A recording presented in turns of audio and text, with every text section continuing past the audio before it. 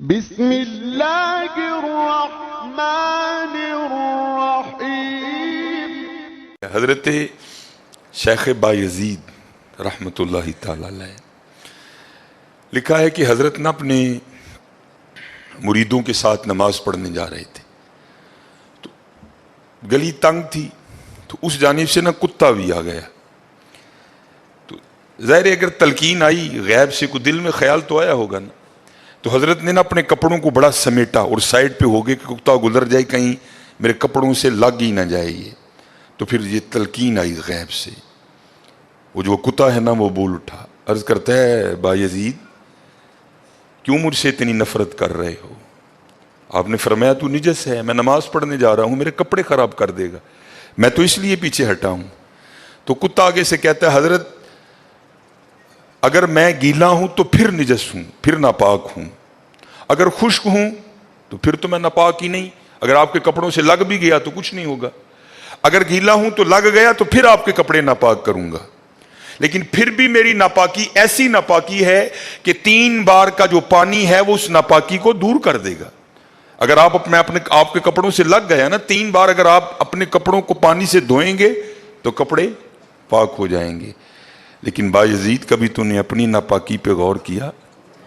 میری ناپاکی تو وہ ہے جس کو 3 پانی دور کر دیتے ہیں، لیکن تیری ناپاکی تو وہ ہے جس کو 7 سمندروں کا پانی بھی نہیں دھو سکتا۔ جا کے پہلے اپنی ناپاکی دور کر۔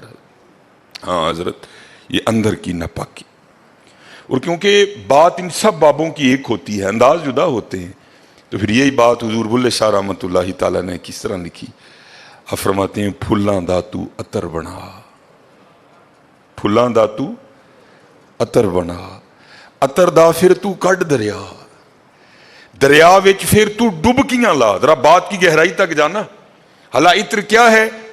تھوڑا سا شیشی پہ لے کے اپنی ہتھیلی پہ لگایا، اس طرح کر کے جسم پہ لگا دیا، جہاں سے گزرو گے وہاں سے بھی پتا چلے گا اس بندے نے عطر لگایا ہے۔ اگر تھوڑی امپورٹڈ شیشی ہے، تھوڑا سا خود پہ سپرے کر لو، جہاں سے گزرو گے وہاں سے بھی پتا چلے گا کہ اس نے عطر لگایا۔ عطر تو اتنا سا بھی ہو تو وہ بو کو دور کر دیتا ہے، ختم کر دیتا ہے وہ۔ لیکن کتنا گہرا مصرع ہے، پھلاں دا تو عطر بنا، عطر دا پھر تو کڈ دریا، تھوڑا سا لگانا نہیں، پھلاں دا تو عطر بنا، عطر دا پھر تو کڈ دریا، دریا وچ پھر تو ڈبکیاں لا، پھر بھی تیری بو نہیں مکنی، پہلوں اپنی میں مکا، پہلوں اپنی میں مکا۔ انہوں نے تو بنایا تھا فقیر، چل تو آج تو بعد ساڈا فقیر لے، لیکن یہ میں، اس نے پھر موقع ضائع کر دیا۔ میں حضرت پھلاں دا تو عطر بنا، عطر دا پھر تو کڈ دریا، دریا وچ پھر تو ڈبکیاں لا، پھر بھی تیری بو نہیں مکنی، پہلوں اپنی میں مکا۔ اور جس نے مکا لی حضرت، اس کا کام بن گیا، وہ تو ہے ہی کریم۔ ہاں، اور کتنے کریم ہیں میں آپ کو بتا نہیں سکتا حضرت۔ یہ